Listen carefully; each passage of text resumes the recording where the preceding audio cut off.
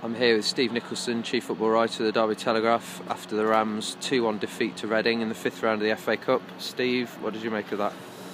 Yeah, it was a good game, first of all. Very lively, chances for both teams. It's disappointing when you go out the Cup, make no mistake, it was an opportunity to get to the quarter-final. And once you get to that stage of the competition, anything's possible.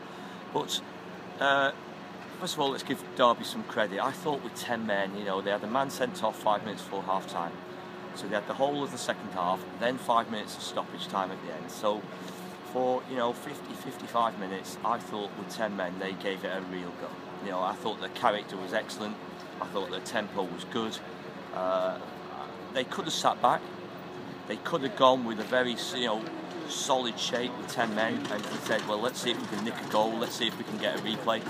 But there's no point. There's no point of doing that. They had a right goal. They could easily have won it. And Steve McLaren just said to me in there, really a replay doesn't really fall into the plans at the moment because whatever we say, the FA Cup is very important, but the priority is promotion and automatic promotion as well. And they've got Rotherham on Tuesday and then the league games after that. So a replay really wouldn't have slotted into the schedule, I don't think. So they had a real go, full credit to them.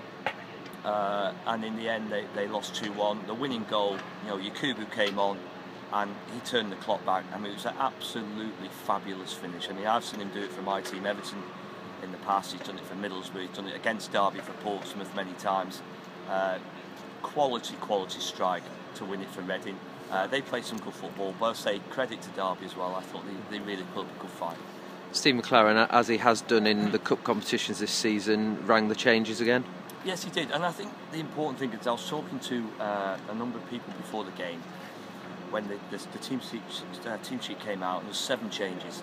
He has done this before, it's not new, so people can't look at it and say, oh, he's putting a weakened team out. He's done it in the Cup before, both competitions, League Cup and FA Cup.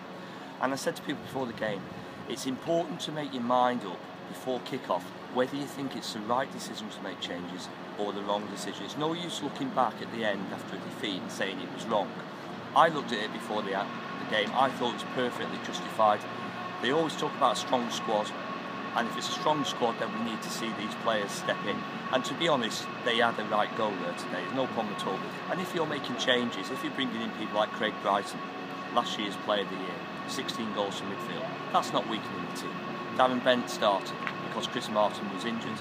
Again, he's been excellent so far. Keller Roos came in goal, and before today, he had 3 clean sheets in 4 appearances for Derby. Ryan Shotton started. He'd started 3 consecutive games before Bournemouth. So, we saw Jesse Lingard, which was important for the first time. So, I'm not really having that kind of, it was down to team selection. The team that went out was perfectly capable of taking on another Championship side in the FA Cup, and I'd say even with 10 men, I thought they pushed Reading all the way.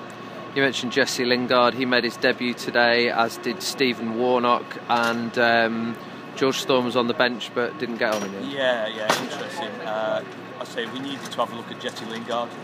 I thought first half he was a bit loose, probably had a few nerves, desperate to kind of show people what he can do.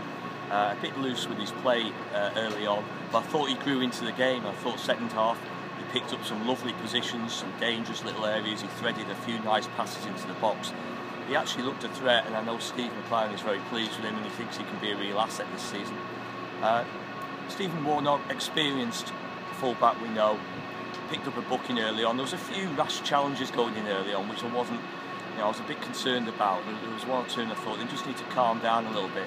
Stephen picked up an early booking, and then he went into one slightly late. He was never going to get there on time.